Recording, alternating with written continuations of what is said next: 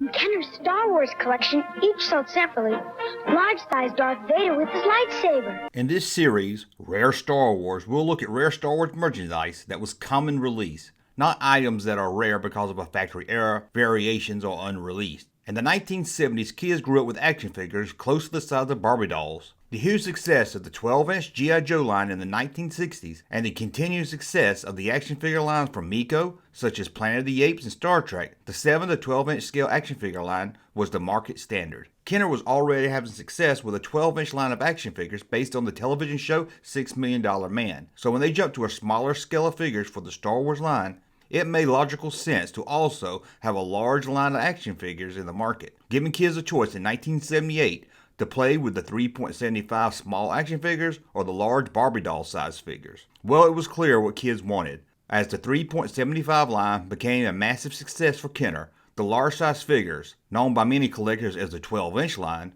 was unable to succeed in the market.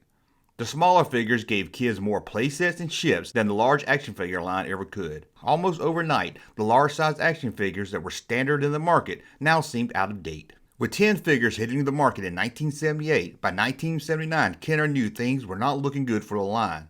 But they were not ready to throw in the towel just yet. After all, a new Star Wars movie was coming up next year and could boost sales for the large size line. Kenner added Boba Fett to the line in 1979, a preview of a character coming up in next year's Empire Strikes Back, and planned to move all the already released figures in the large size line to the new Empire Strikes Back box for 1980, along with a new figure from the film. But as 1979 rolled on, Kenner was seeing more signs that the large size action figure line wasn't what kids or retailers wanted.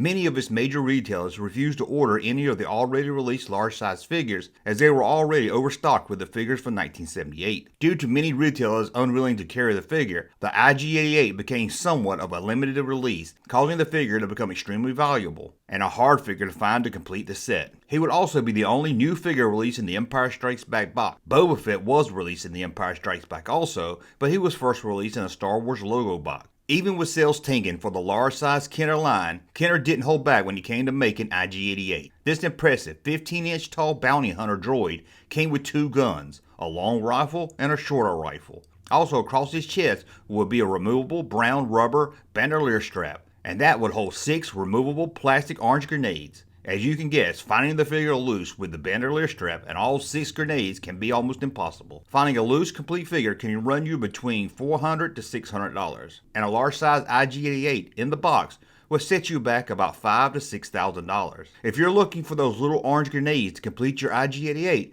that can run you about $70 each. And just a warning, if you're looking to buy a large-size IG-88, make sure he has both of his hands, as the hands are very well known to break off easily. Overall, the large size IG-88 is an impressive looking figure, and next to the others in the set, he stands out as being one of the best. With him being in limited supply in 1980, and the only new figure in the Empire Strikes Back box, and also him being a bounty hunter, something Star Wars fans love, it adds to the demand of many fans to have IG-88 in their collection.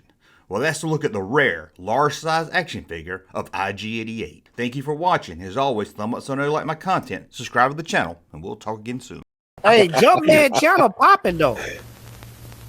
Thank you, sir, for that unsolicited testimony.